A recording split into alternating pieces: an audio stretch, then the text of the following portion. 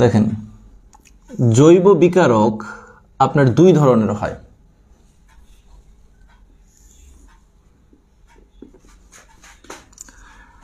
একটা বিকারককে আমরা বলি ইলেকট্রোফাইল বা ইলেকট্রনাকর্ষী বিকারক।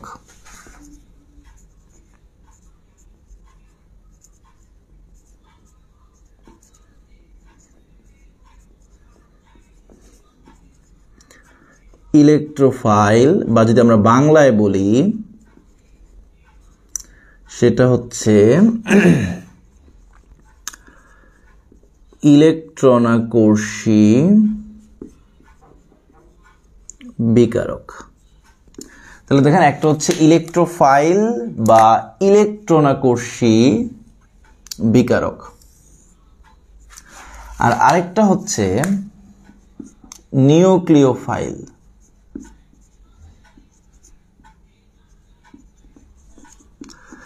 নিউক্লিওফাইল বা কেন্দ্রাকর্ষী বিকারক। নিউক্লিওফাইল বা কেন্দ্রাকর্ষী বিকারক।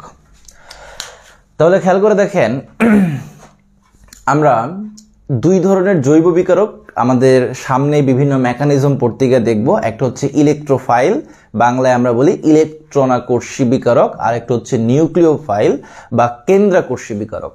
দেখেন আমি ইলেকট্রোফাইলের সংজ্ঞাটা যদি একবার বলি, দেখেন ইলেকট্রোফাইল বা ইলেকট্রনাকর্ষী বিকারক, তাহলে আপনারা কিন্তু যখন ক্লাসটা দেখবেন এই নিচে সুন্দর করে ইলেকট্রোফাইলের সংজ্ঞাটা একটু লিখে নেবেন।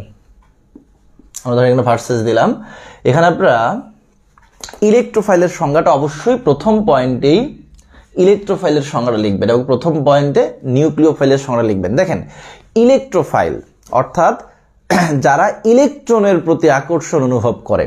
ইলেকট্রোফাইল বা ইলেকট্রনাকর্ষী নামের মধ্যে আমরা বুঝতেছি এই টাইপের বিকারকগুলো কি হবে, ইলেকট্রনের প্রতি আকর্ষণ অনুভব করবে। এখন যারা ইলেকট্রনের প্রতি আকর্ষণ অনুভব করে তারা আপনার সুযোগ পেলে ইলেকট্রন গ্রহণ করবে নাকি দান করবে?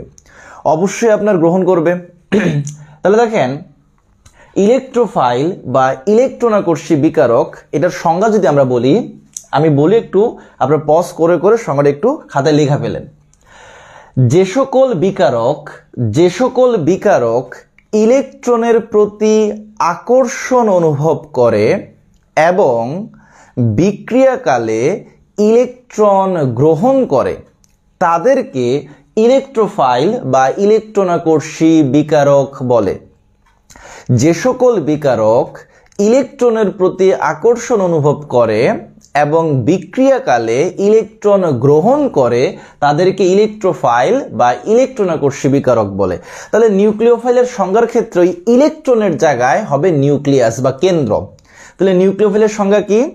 যে সকল বিকারক কেন্দ্রের প্রতি আকর্ষণ অনুভব করে এবং বিক্রিয়াকালে ইলেকট্রন দান করে তাদেরকে নিউক্লিওফাইল বা কেন্দ্রাকর্ষী বিকারক বলে। যে সকল বিকারক কেন্দ্রের প্রতি আকর্ষণ অনুভব করে এবং বিক্রিয়াকালে ইলেকট্রন দান করে তাদেরকে নিউক্লিওফাইল বা কেন্দ্রাকর্ষী বিকারক বলে। এখন আসেন ইলেকট্রোফাইল হোক আর নিউক্লিওফাইল হোক, ইলেকট্রোফাইল দুই ধরনের হয়, নিউক্লিওফাইলও দুই ধরনের হয়।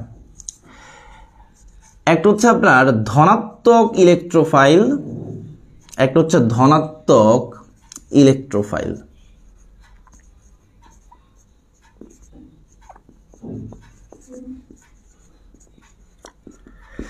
আর আরেকটা হচ্ছে প্রশম ইলেকট্রোফাইল, আরেকটা হচ্ছে প্রশম ইলেকট্রোফাইল। একইভাবে নিউক্লিওফাইল দুই ধরনের হয়, একটা হচ্ছে ঋণাত্মক নিউক্লিওফাইল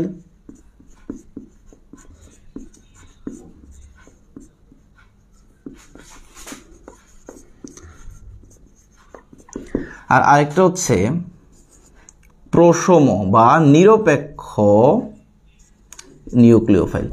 দেখেন ইলেকট্রোফাইল কখনো ঋণাত্মক হয় না, কারণ যারা ইলেকট্রনের প্রতি আকর্ষণ অনুভব করে তার অলওয়েজ কি হয়, পজিটিভ হয়। কারণ একটা পজিটিভ জিনিসই কি ইলেকট্রন বা নেগেটিভ প্রতি কি করতে পারে, আকর্ষণ অনুভব করতে পারে। তাহলে ইলেকট্রোফাইল দুই ধরনের হতে পারে, হয় ধনাত্মক চার্জ যুক্ত হবে অথবা চার্জ নিরপেক্ষ বা প্রশম হবে। একইভাবে নিউক্লিওফাইলও কখনো পজিটিভ হয় না। এখন এখানে আমি যে এক্সাম্পলগুলো লেখা দিব, এই এক্সাম্পলগুলো আপনার কিন্তু এমসিকিউর জন্য মুখস্থ রাখতে হবে। তবে কথা হচ্ছে পরীক্ষায় এই প্রশমগুলো মনে রাখা একটু বেশি ইম্পর্টেন্ট। কারণ আপনাকে যদি বলে যে নিচের কোনটি ইলেকট্রোফাইল নয়, নিচের কোনটি ইলেকট্রোফাইল নয়, অপশনে দেখবেন যে 4টা অপশনের মধ্যে 2টা অপশনে প্লাস থাকবে, আর প্লাস থাকলেই কিন্তু সেটা ইলেকট্রোফাইল মাস্ট, প্লাস থাকলে ইলেকট্রোফাইল, মাইনাস থাকলে নিউক্লিওফাইল। কিন্তু কিছু কিছু ইলেকট্রোফাইল আছে যারা প্রশম কিন্তু ইলেকট্রোফাইল, যারা ইলেকট্রনের প্রতি আকর্ষণ অনুভব করে। এই জন্য আপনাকে এই প্রশম ইলেকট্রোফাইলের যে এক্সাম্পলগুলো আছে সেগুলো একটু ভালো করে মুখস্থ করতে হবে। তারপরে যদি ধনাত্মক ইলেকট্রোফাইলের এক্সাম্পল দেই, যেমন ধরেন H+, R+, X+। এই X+ বলতে আমরা chlorine plus, bromine plus, fluorine plus, iodine plus সবগুলো হ্যালোজেনকেই বুঝাইছি। তার মানে ব্রোমিন প্লাস, ক্লোরিন প্লাস এই সবগুলো হচ্ছে কি ধনাত্মক ইলেকট্রোফাইল। এরপরে ধরেন এই যে অ্যামোনিয়াম আয়ন, এই যে NH4+, তারপর যে হাইড্রোনিয়াম আয়ন H3O+,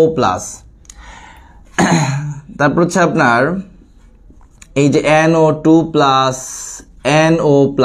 তো এই দেখেন এই সবগুলাই কিন্তু প্লাস যুক্ত, তাহলে প্লাস থাকলেই কি হবে আপনার ধনাত্মক ইলেকট্রোফাইল হবে বা ইলেকট্রোফাইল হবে। আমরা যদি ঋণাত্মক ইলেকট্রোফাইল লিখি, যেমন ধরেন H-, X-, OH-, তারপর ধরেন HSO4-, তাহলে দেখেন এই সবগুলো হচ্ছে কি ঋণাত্মক ইলেকট্রোফাইল। এখন প্লাস থাকলেই ইলেকট্রোফাইল, মাইনাস থাকলেই নিউক্লিওফাইল, এখানে কোনো গ্যাঞ্জাম নাই। প্লাস থাকলে ইলেকট্রোফাইল, মাইনাস থাকলে কি নিউক্লিওফাইল। সমস্যা হবে প্রশম দিয়ে। যেমন আমরা যদি প্রশম ইলেকট্রোফাইলের এক্সাম্পলগুলো লিখি, aluminium chloride, BCl3, BF3, FeCl3, SbCl5, zinc chloride, sulphur trioxide, carbon dioxide. দেখেন এগুলোর মধ্যে একটু রিদম আছে, এই সবগুলো একটু খেয়াল করেন। AlCl3, BCl3, BF3, FeCl3, তারপর SbCl5, জিঙ্ক ক্লোরাইড, আর এই দুটোকে একসাথে মনে রাখেন sulphur trioxide, carbon dioxide. MCQ কিন্তু এইগুলা থেকে বেশি, বিশেষ করে সালফার ট্রাইঅক্সাইড এটা একটা ইলেকট্রোফাইল। এটা অনেকবার পরীক্ষায় আসছে যে নিচের কোনটি ইলেকট্রোফাইল, সেক্ষেত্রে আনসার ছিল সালফার ট্রাইঅক্সাইড। তাহলে আপনাকে কিন্তু প্রশ্নগুলো একটু ভালো করে মনে রাখতে হবে, কারণ প্লাস থাকলে ইলেকট্রোফাইল, মাইনাস থাকলে নিউক্লিওফাইল, এখানে আপনি কনফিউজড হবেন না। কিন্তু যেগুলো প্রশম ইলেকট্রোফাইল বা যেগুলো প্রশম নিউক্লিওফাইল সেখানে আপনার কি কনফিউজড হওয়ার চান্স আছে। তো আসলে প্রশম নিউক্লিওফাইলের যদি আমরা এক্সাম্পল দিই, NH3, তারপর হচ্ছে ধরেন ROH মানে অ্যালকোহল, তারপর হচ্ছে অ্যামিন, RNH2, তাই তো আরো কিছু এক্সাম্পল আছে। তাহলে দেখেন একটা ক্লিয়ার করবো দিই, নিউক্লিওফাইলগুলো কিন্তু বিক্রিয়ার সময় ইলেকট্রন দান করে। তাহলে যেগুলোতে দেখবেন যে মুক্ত জোড় ইলেকট্রন আছে, যেমন NH3-তে এক জোড়া মুক্ত জোড় ইলেকট্রন আছে, সে বিক্রিয়ার সময় ইলেকট্রন দান করতে পারবে। এই যে অ্যালকোহলের মধ্যে, অ্যালকোহলের অক্সিজেনে 2 জোড়া মুক্ত জোড় ইলেকট্রন আছে, এই যে অ্যামিনের নাইট্রোজেনে 1 জোড়া ইলেকট্রন আছে। একইভাবে PCl3 বা ধরেন PH3, এখানে ফসফরাসে কি আছে 1 জোড়া ইলেকট্রন আছে। তার মানে দেখেন এই প্রশম নিউক্লিওফাইলগুলো চেনার একটা সহজ উপায় হচ্ছে যে প্রশম নিউক্লিওফাইলগুলোতে অবশ্যই মুক্ত জোড় ইলেকট্রন থাকবে, যেহেতু নিউক্লিওফাইলগুলো কি করে কেন্দ্রের প্রতি আকর্ষণ অনুভব করে এবং বিক্রিয়াকালে ইলেকট্রন দান করে। তাহলে ইলেকট্রন দান করার জন্য তো সক্ষমতা থাকতে হবে। তাহলে দেখেন প্লাস হলে ইলেকট্রোফাইল, মাইনাস হলে নিউক্লিওফাইল। আর এই প্রশম ইলেকট্রোফাইলগুলো একটু ভালো করে মনে রাখবেন। আর আপনার প্রশম নিউক্লিওফাইলগুলো মনে রাখার ক্ষেত্রে মাথায় রাখবেন এগুলোতে অবশ্যই কি থাকে মুক্ত জোড় ইলেকট্রন থাকে, অবশ্যই কি থাকে মুক্ত জোড় ইলেকট্রন থাকে। তো আপনি এই যে প্রশম যে পার্টটা আছে, এই প্রশম এক্সাম্পলগুলা, প্রশম ইলেকট্রোফাইল বা প্রশম নিউক্লিওফাইলের এক্সাম্পলগুলো একটু ভালো করে খেয়াল করবেন। আর প্রশম নিউক্লিওফাইলের এক্সাম্পল মনে রাখার সহজ উপায় হচ্ছে কি এগুলোতে অবশ্যই কি থাকবে মুক্ত জোড় ইলেকট্রন থাকবে। আমি যদি পানি দেই, পানিতেও কিন্তু মুক্ত জোড় ইলেকট্রন আছে। তাহলে দেখেন পানিও কিন্তু কি করে আপনার প্রশম নিউক্লিওফাইল হিসাবে কাজ করে।